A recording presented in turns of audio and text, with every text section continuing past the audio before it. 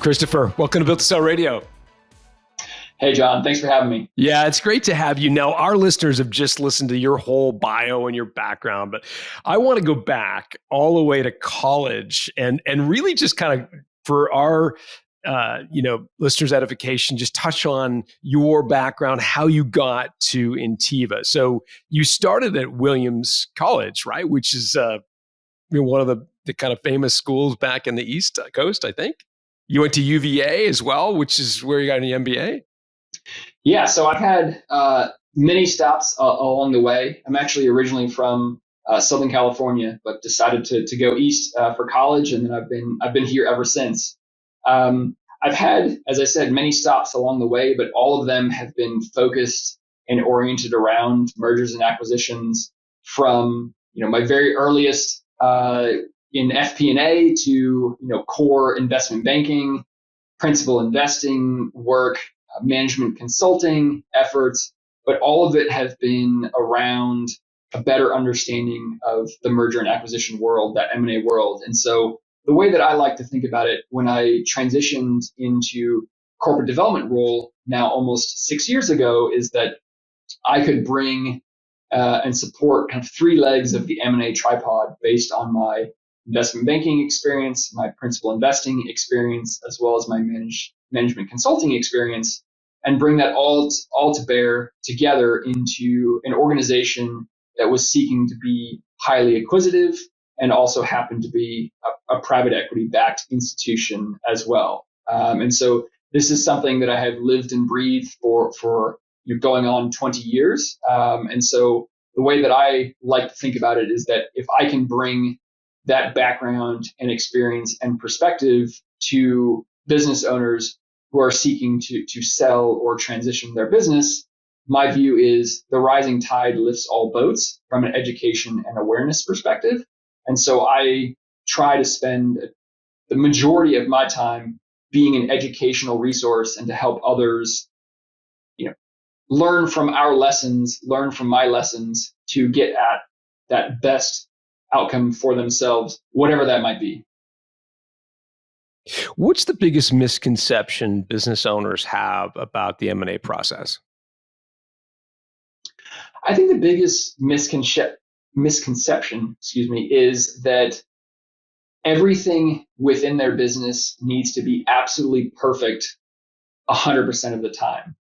I think it's impractical to think that everything is going to be spotless, everything is going to be perfect, everything is going to be bright and shiny, and that's the only way to get at your most desired outcome for the sale or transition of your business. I, in point of fact, think that the best place to be is being open, honest, authentic, and acknowledging where you may have shortcomings within your business.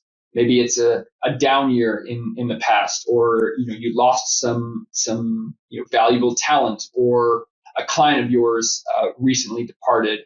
If you can be forthright in your description and discussion of that situation or those circumstances, you will find yourself in a much better position to build that rapport and that trust with that buyer, because you are ultimately someone who knows the ins and outs of your business very, very intimately. I, as a buyer, I'm trying to understand your organization as quickly as possible. But I see it as a partnership approach. This shouldn't be adversarial.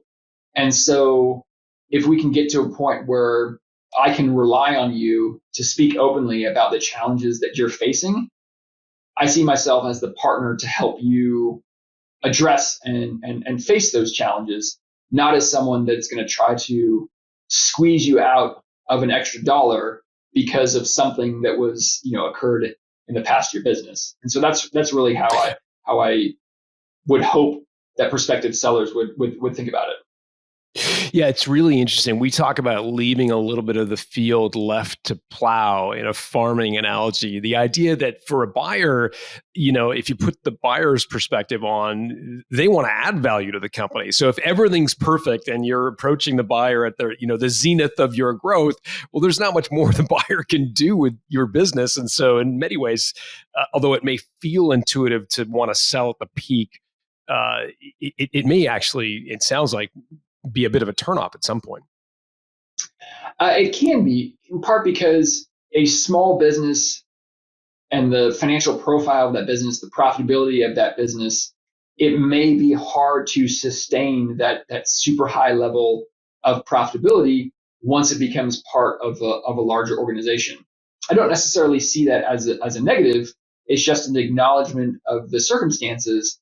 But I think it's also important to recognize the further opportunities that can be afforded once combining forces, whether there's increased cross-sell or upsell opportunities with a broader, service base of portfolio offerings that we can now deliver into your legacy client base, growth and development opportunities for your staff that may not otherwise be available within your organization, or even just giving you the flexibility to pursue a particular passion when you no longer have to be focused on closing financials every month or managing and dealing with the hiring and staff management and all the other million things that a business owner has to grapple with on a day in and day out basis.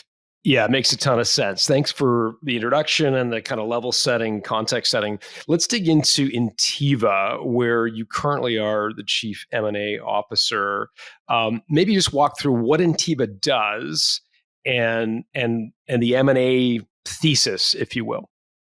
Sure. So Ntiva was founded coming up on 20 years ago by our current CEO, Stephen Fradkin. He founded the business almost by accident because he was mistaken as a CompUSA employee. He was wearing a red shirt. Perhaps your listeners remember CompUSA from back in the day. An individual mistook him for being an employee, and that was the start. That individual and his company is actually still a client of ours, but we focus on providing managed IT services and the whole ecosystem of those capabilities, primarily to small and medium-sized businesses. We like to distill it down to the fact that we want to keep things up and running so you as the business can keep doing whatever it is that you're doing, whether that's managing your IT infrastructure, whether it's supporting your email and your M365 capabilities, keeping you protected from a cybersecurity perspective, or providing cloud offerings, whatever technical services you might require, we can provide that to you almost as if we are an outsourced IT capability for your business. And so business was founded in late 2004 officially. We grew the business primarily in the DC region by word of mouth and referral.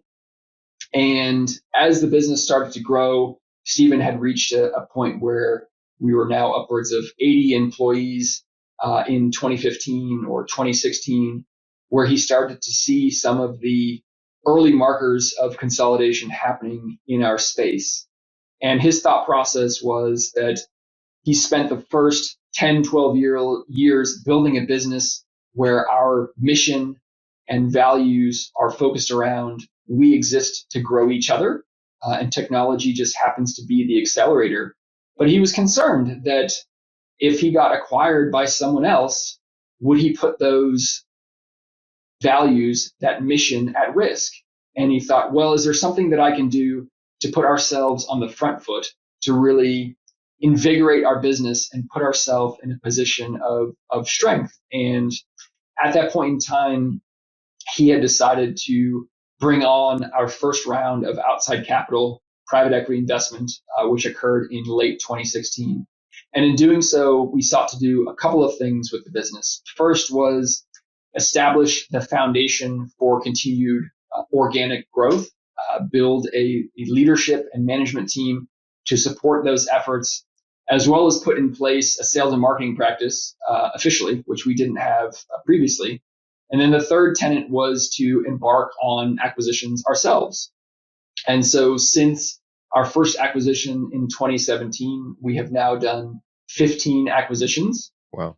We have expanded our geographic markets from originally in the Washington, D.C. area out into Chicago, New York, Colorado, Texas, Louisiana, St. Louis, Kansas City, Indianapolis, Valparaiso. And our business has expanded to now just north of 800 employees. Now, and the other thing, go ahead. The other thing that we've been able to do is, we worked very closely with our first private equity sponsor for about 6 years. And then we ourselves have transitioned to now a second private equity sponsor, PSP Capital, which occurred about 2.5 years ago in January of 2022.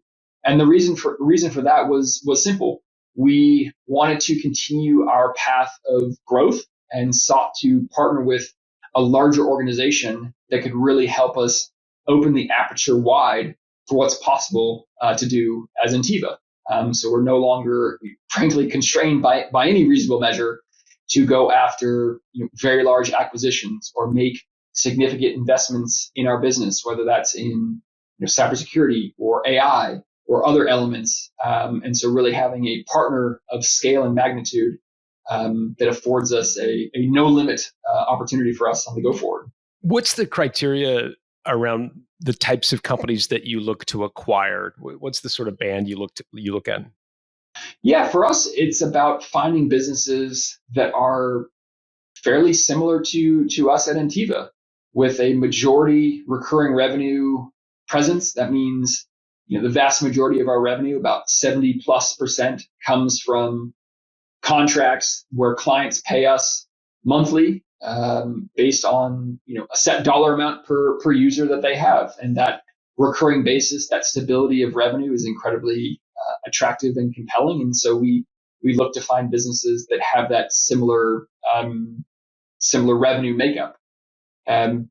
For us, we look to expand our presence in our existing markets primarily, whether by companies that serve a generalist approach to industry verticals among their client base, or those that focus on a particular industry vertical, whether that's dental or real estate or professional services or nonprofit, whatever expertise they might have, that is certainly very interesting to us.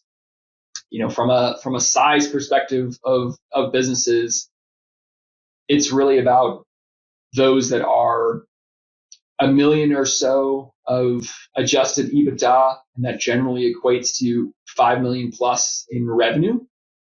And that's been the vast majority of our successful acquisitions to date have been around that size or slightly larger. We broke the bank a little bit, or broke the mission a little bit with our most recent acquisition of the Purple Guys, which was a 285 person organization that we just concluded about 3.5 months ago.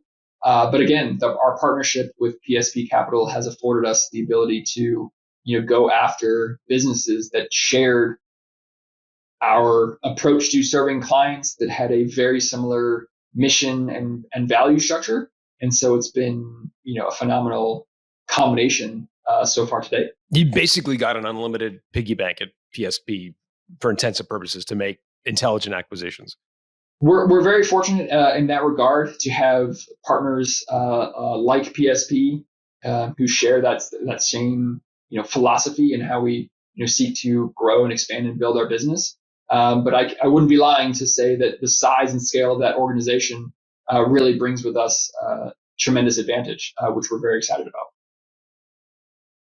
Got it. So generally looking for companies with a high proportion of recurring revenue, 5 million top line, $1 million of adjusted EBITDA minimum, and in the markets in which you already kind of have a presence, and you can take advantage of some efficiencies there.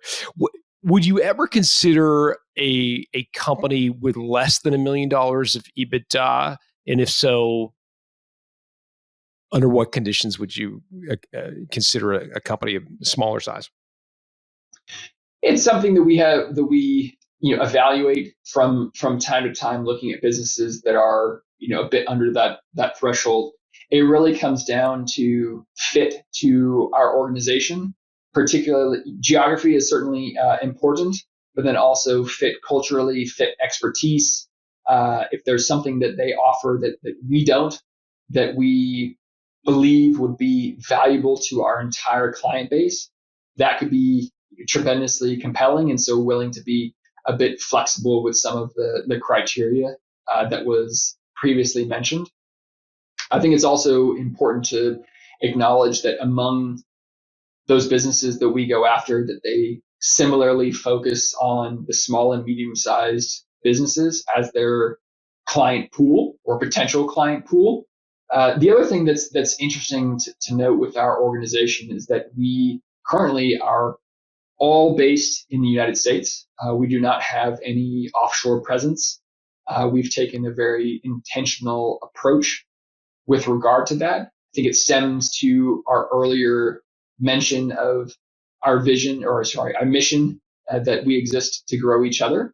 And we've taken some steps to build areas of expertise and presence, including in West Virginia, where we partner with several technical colleges as a means of developing interns and then turning them into employees. And we partner with those colleges, and including partnering with the state. We feel like that's a tremendous way to build homegrown talent in a way that allows us to do so onshore without having to go afield to Mexico or Philippines or further afield to help serve our clients in a cost-effective manner. And frankly, because some of our clients are in the government contracting space, there is a need and requirement to stay onshore with how those services are delivered. What's the best source of leads for you as an M&A, buy-side M&A leader? Where do you find companies to buy? Yeah, if there was a magic bullet to answer that question, that would make my life tremendously easier. But generally speaking, I think the warm introduction, however that may come, is the most fruitful path to learning about and connecting with a company. Now, whether that's from your executives on our team or engagement with individuals who are attending a panel or a conference that I'm speaking at or attending, to introductions from bankers or other advisors in the space, that tends to be tremendously more productive form of engagement than a cold outreach. I think another pathway that has been very lucrative is participation within peer groups. That is another way to really get to know someone, their business, in a relatively low M&A stakes environment.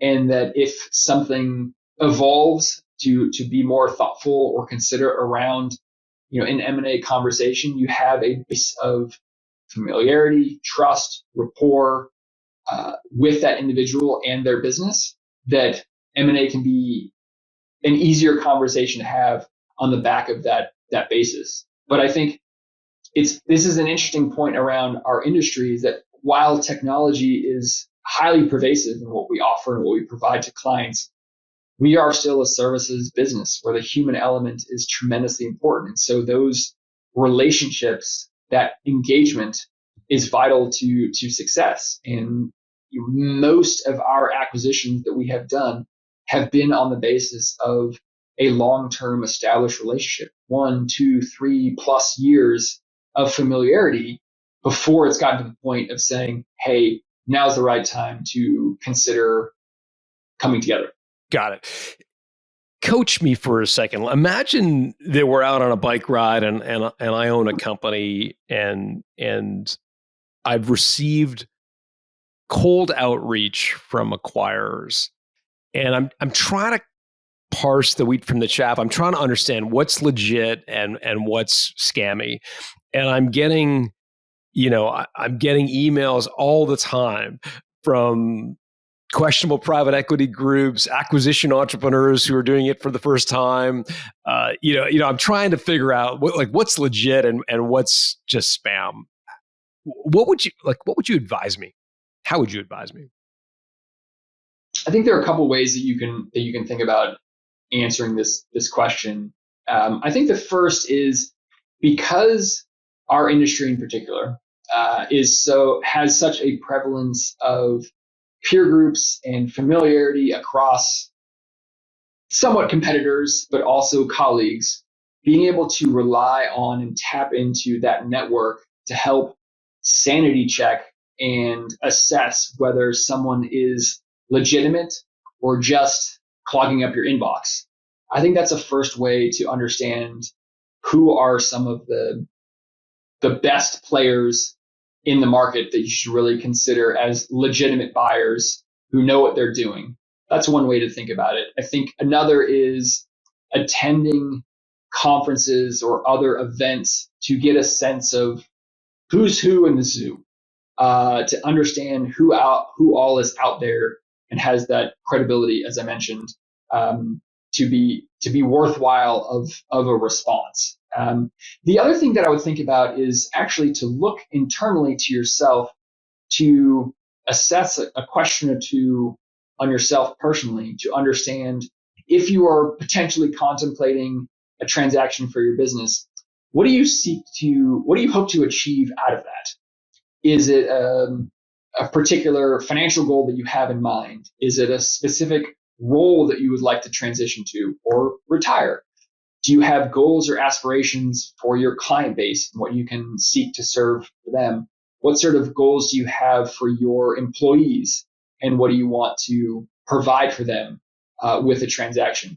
Because I think being able to have clarity in answering those questions can help you assess whether a particular buyer or group of buyers is going to be a good or better fit for your organization.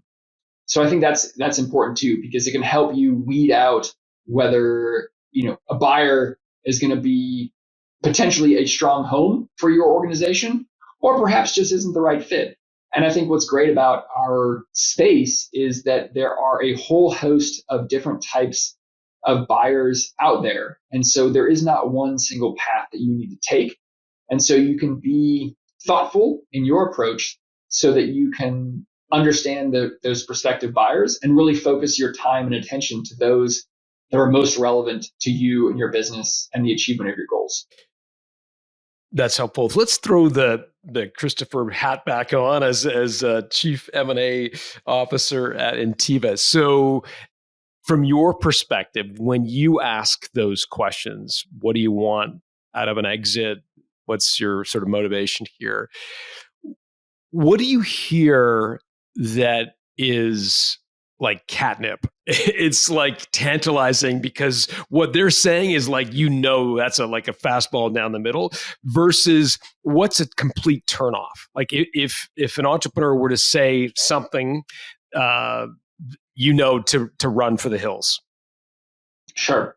I think the easiest way to think about that for me is how does a seller prioritize financial goals versus those of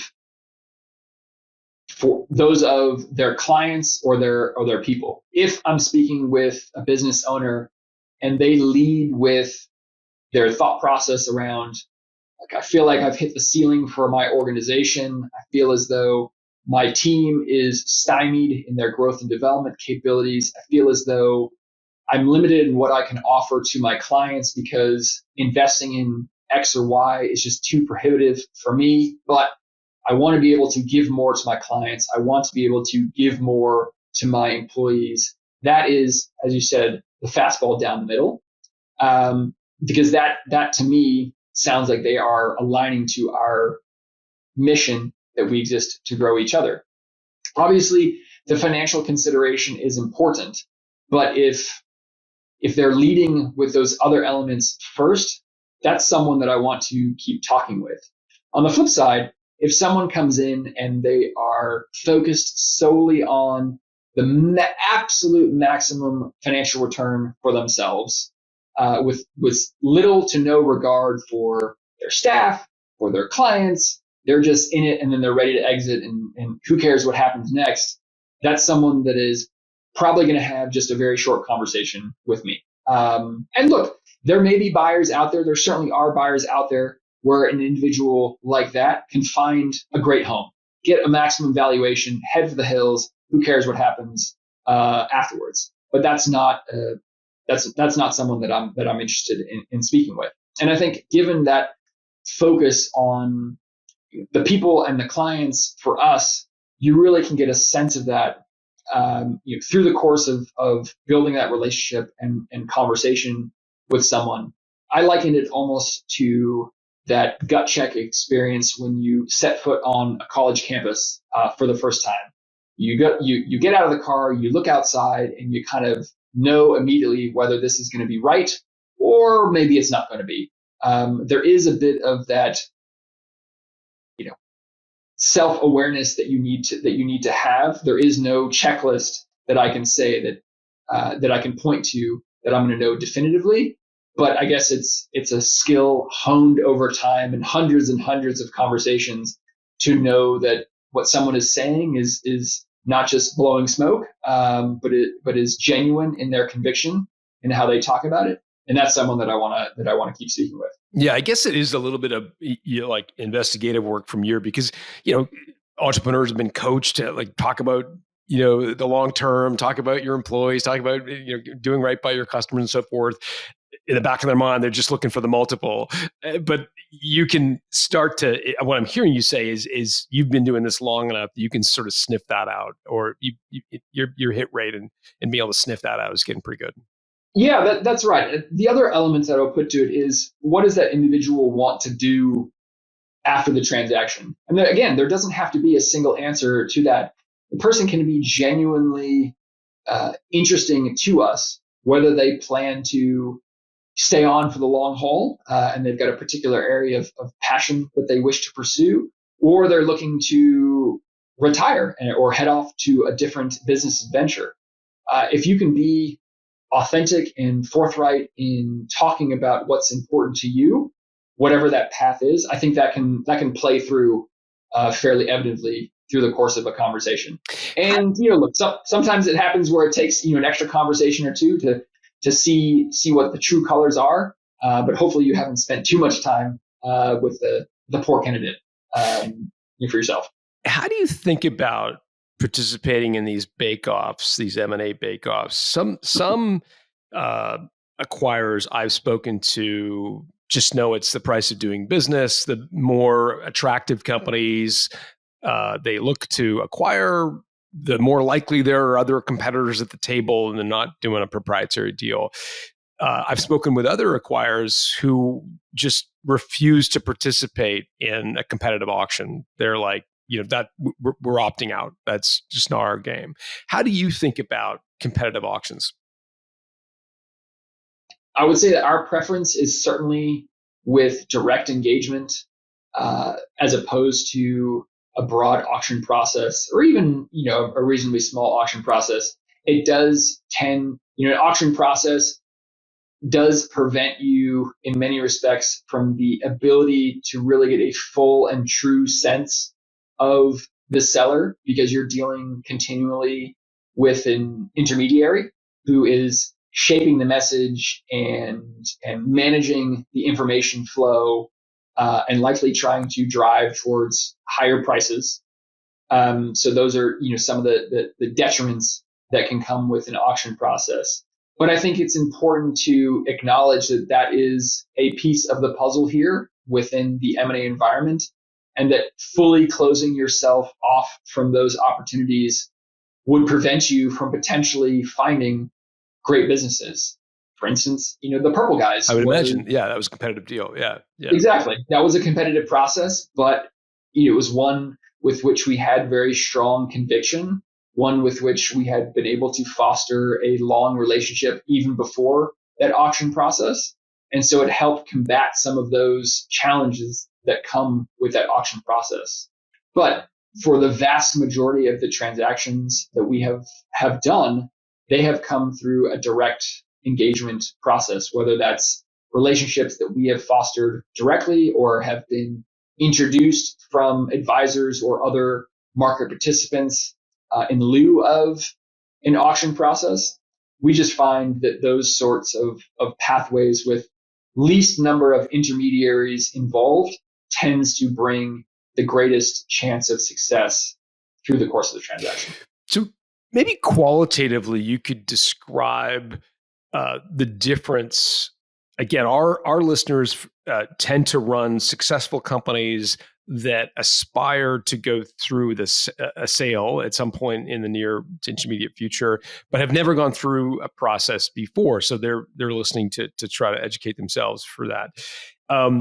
I'd be curious to know just qualitatively how you would characterize the difference between an auction deal where there's multiple bidders bidding on a certain timeline, et cetera, versus a proprietary deal where you've got direct access to the owner and you're negotiating directly with them. Just qualitatively, what would be two or three things that you would point to that are fairly different in those two types of transactions?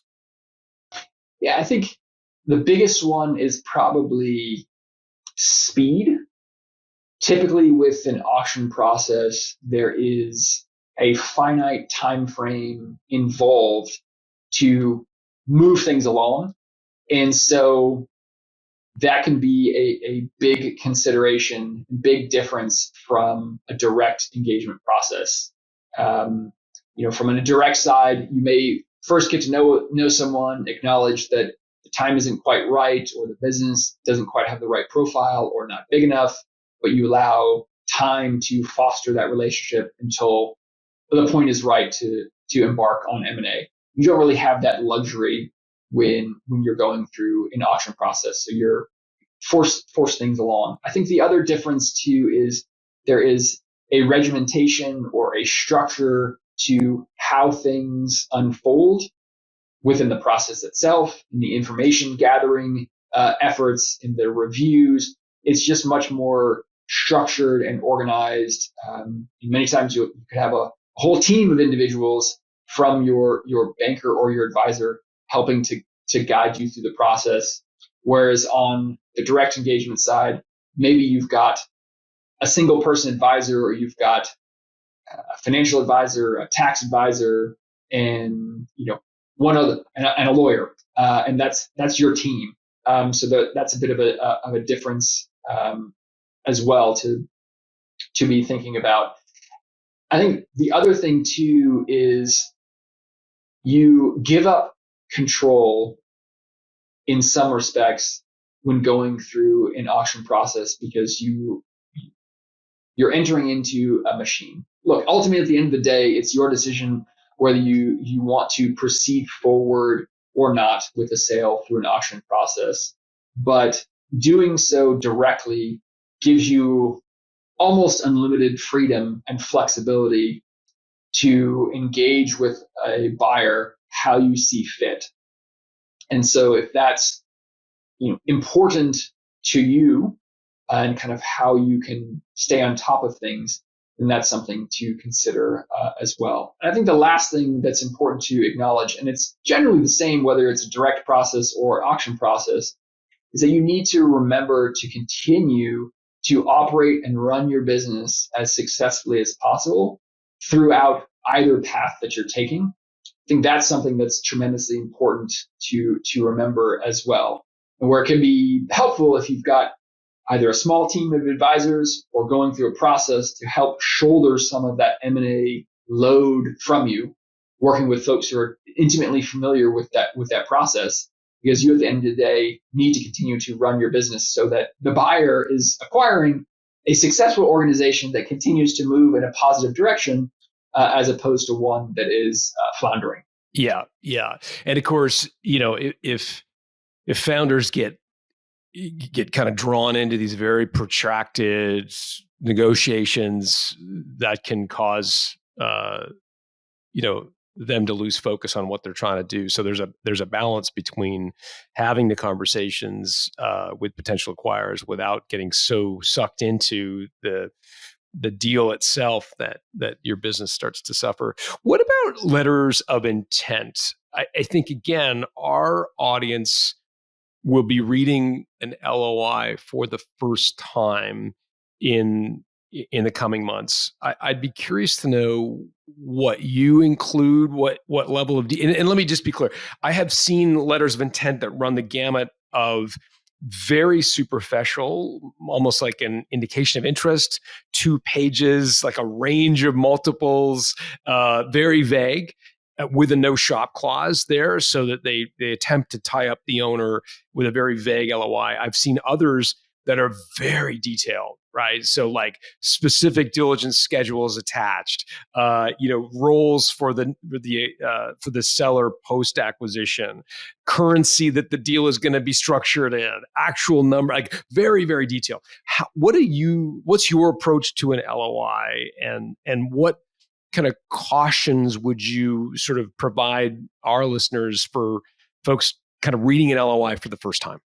Sure. So let me start first with caution to consider.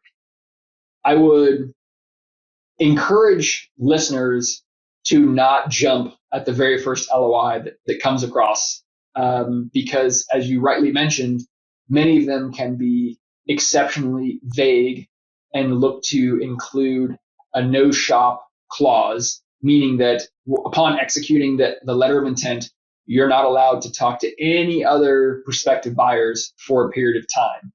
And some buyers will come in to do that, to essentially take you out of anyone else's hands, kind of lock you up for a period of time, and then embark on their diligence, potentially reduce the price that they're willing to pay for you. That's something called a retrade, and otherwise try to control the narrative as much as possible. And that can leave a sour taste in your mouth as a seller. On the other hand, the approach that we try to take at Ntiva is to be as comprehensive as possible when it comes to putting forth an LOI. So, as an example, before we even put forth the written letter of intent, we have already discussed extensively, the specific value and structure of the transaction, and have verbal agreement and alignment with you on that.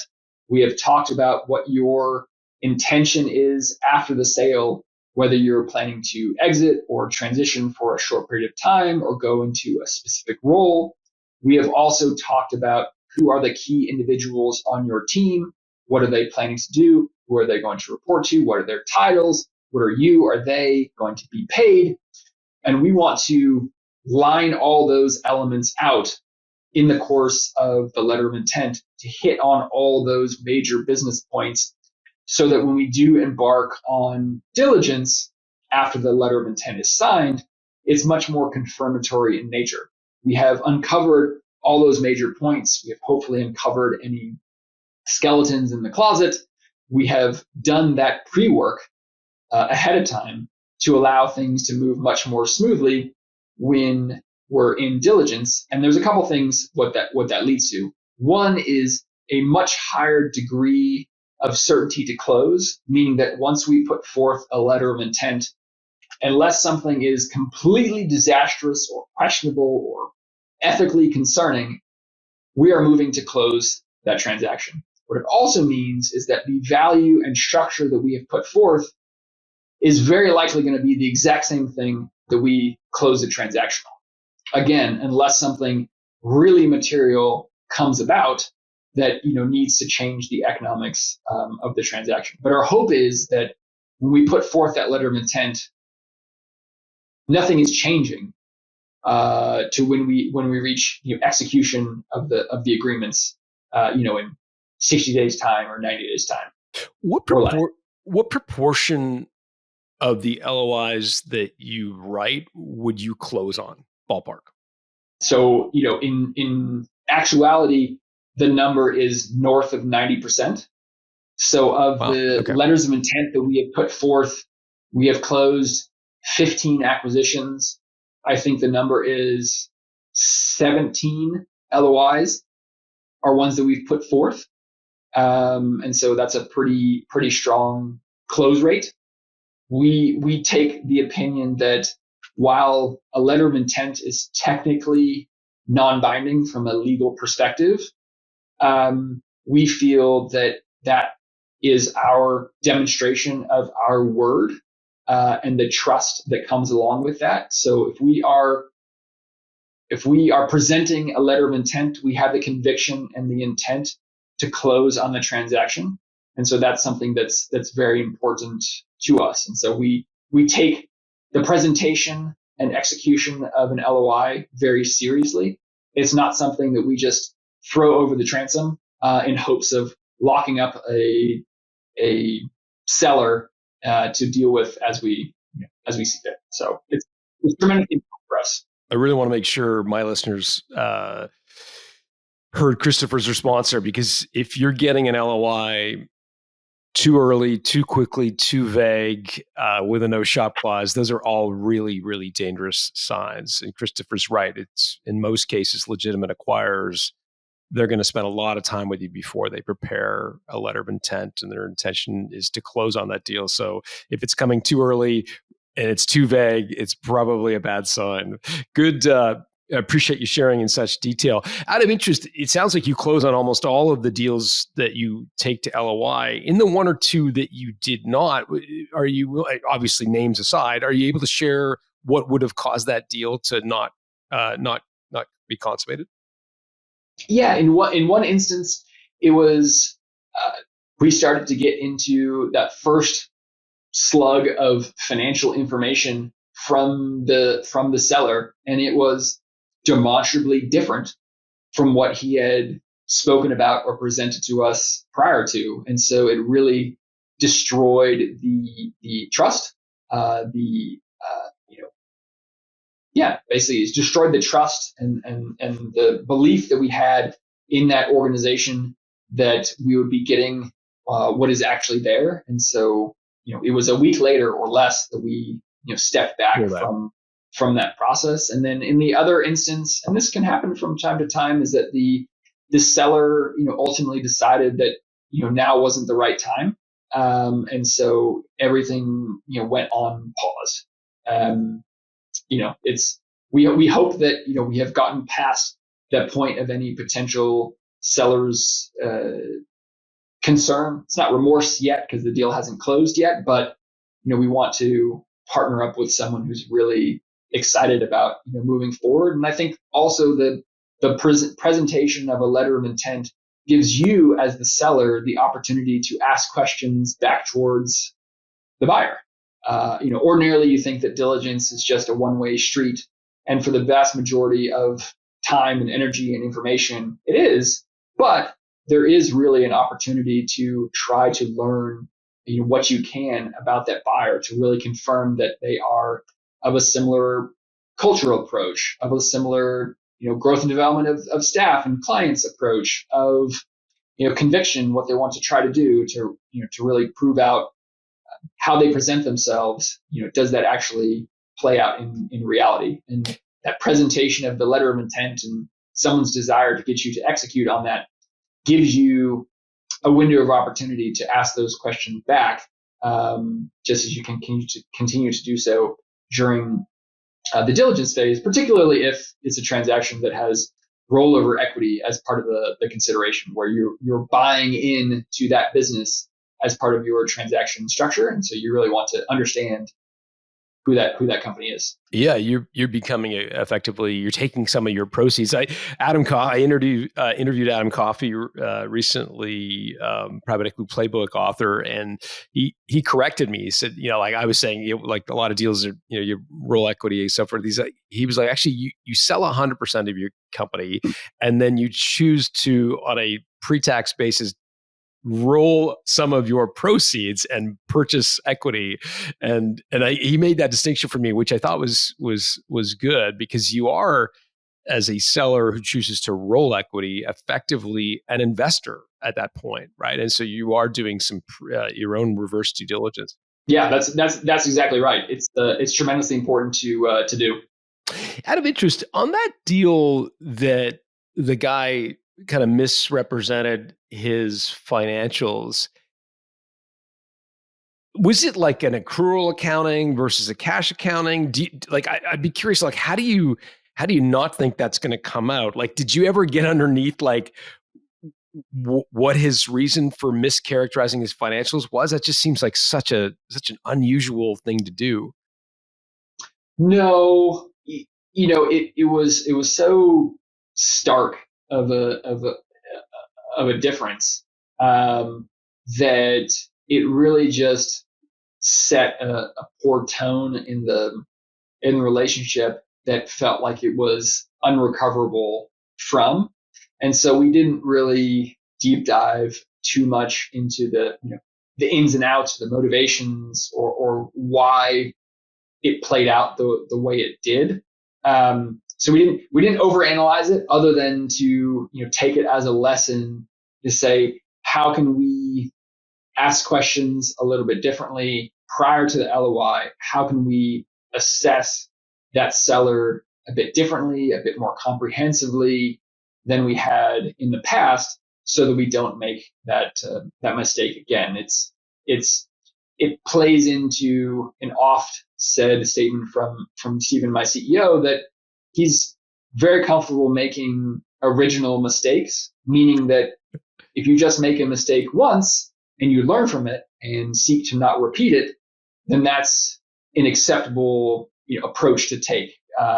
There's always something that you can learn, and as long as you can learn and apply those lessons going forward, then that's a productive way to have gone about that situation. Yeah, yeah. I want to finish with a conversation around your role, and my intent here is to provide our listeners with empathy for you personally. And so the reason I'm asking these questions is I would love for them to understand the personal stake and career risk that you take when you advocate for an acquisition internally. So when you've done 15 of these deals, I'm assuming if a deal goes badly or doesn't reach the ROI, the hurdles that you have internally, like it comes back on you personally. Can you talk to the extent that you can? And I'm respectful of if you cannot, but can you talk a little bit about how you're personally evaluated, how you, how your role is measured as the head of M&A for a big company? Sure. It really comes down to credibility within the organization and with our investors, because I ask a tremendous amount of my senior leadership team, other members within our organization, our operators, our folks focused on the integration of the businesses that we bring on board. And so when things don't go as intended, that feels like a personal hit on me, because I've let them down. Because I want to be able to present a business, a leader, an organization, a client base, an employee base that will be a strong and constructive fit to Ntiva. And when I haven't done that, what that ultimately leads to is more work, stress, frustration, challenge for my colleagues.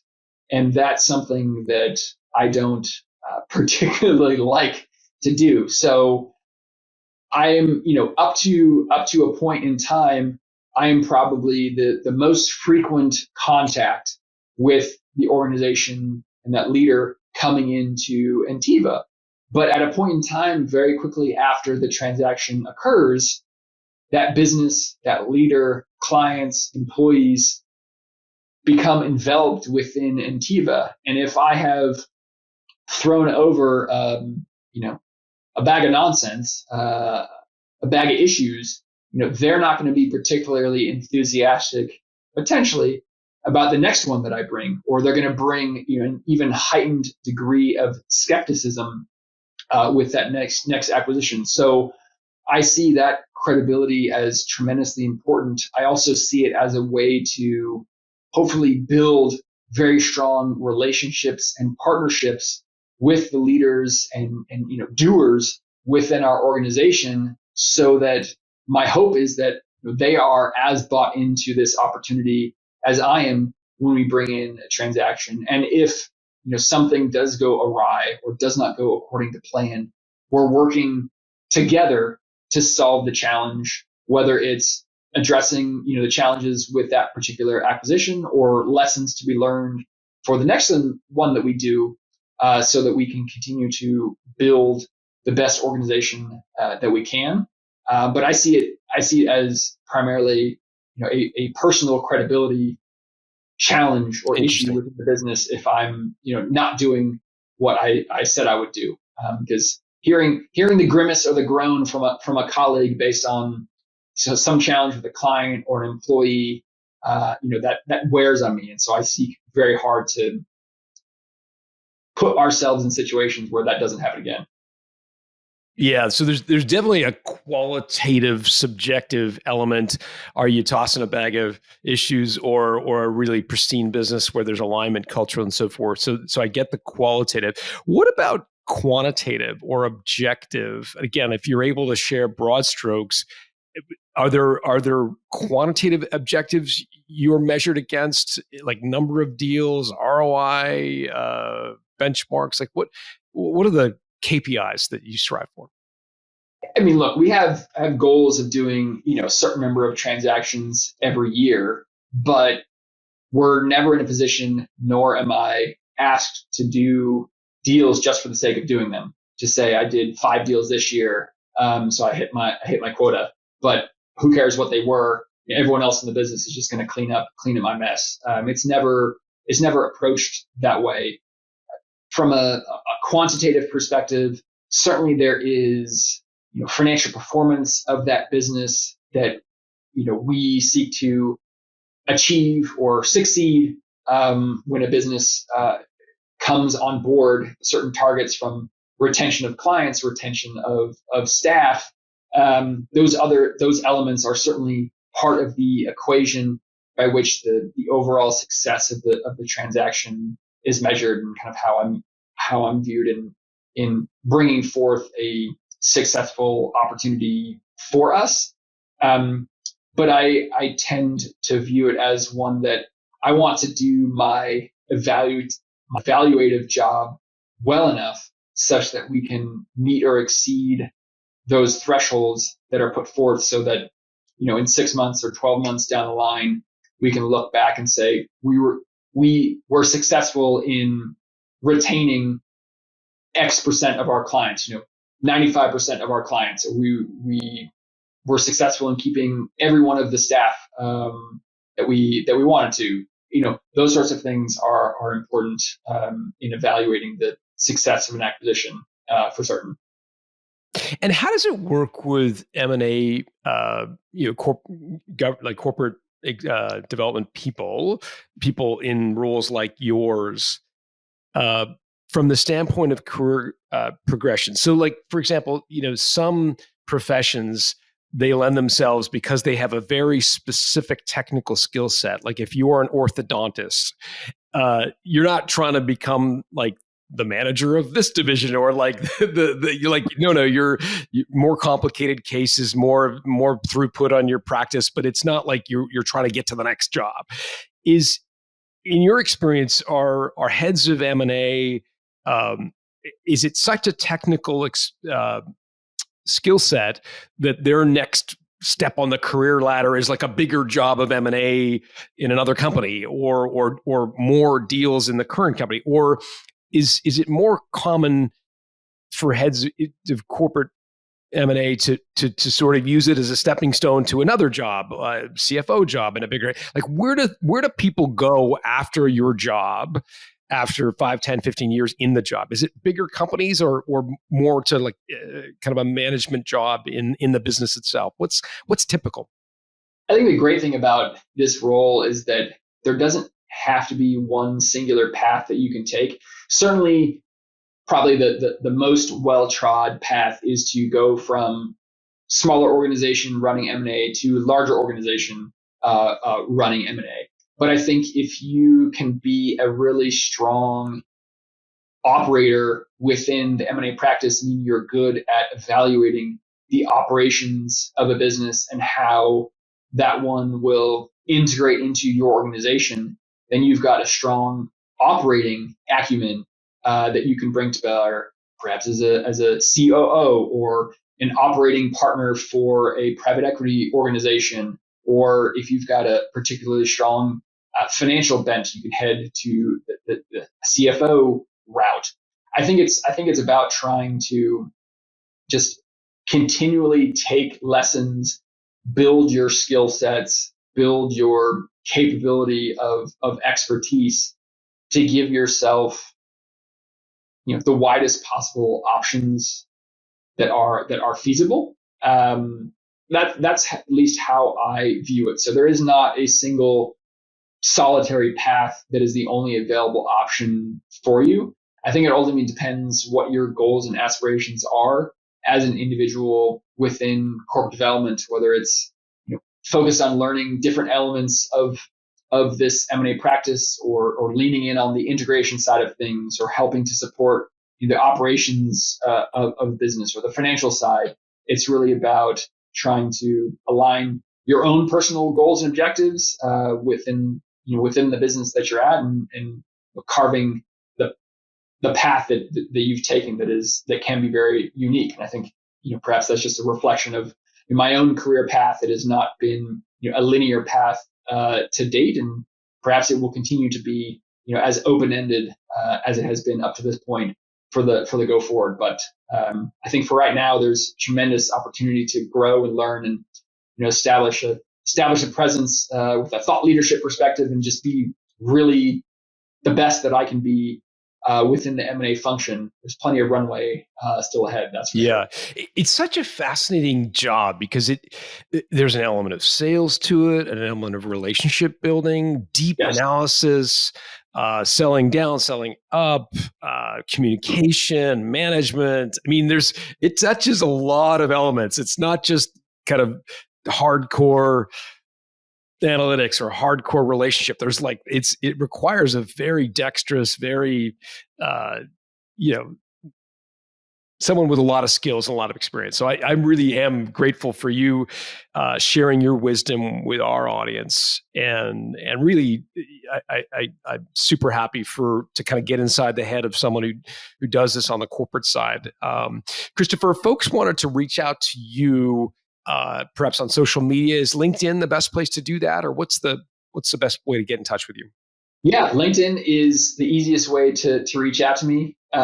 If you feel like you want to email me, it's actually very easy to do so. cvc@ntiva.com. For Christopher Vollmond-Carstens. Yeah, the company was kind enough to give me an email address that just on my initials. It's actually what I go by most commonly within business is just by my initials, given the length of my name. So feel free to reach out to me on LinkedIn or email me at cvc@ntiva.com. Is that a 2-liner on a business card? It can be, although generally just means a very small font. Like 4-point font across. Christopher, thanks for doing this. Thank you so much, John. Great to chat.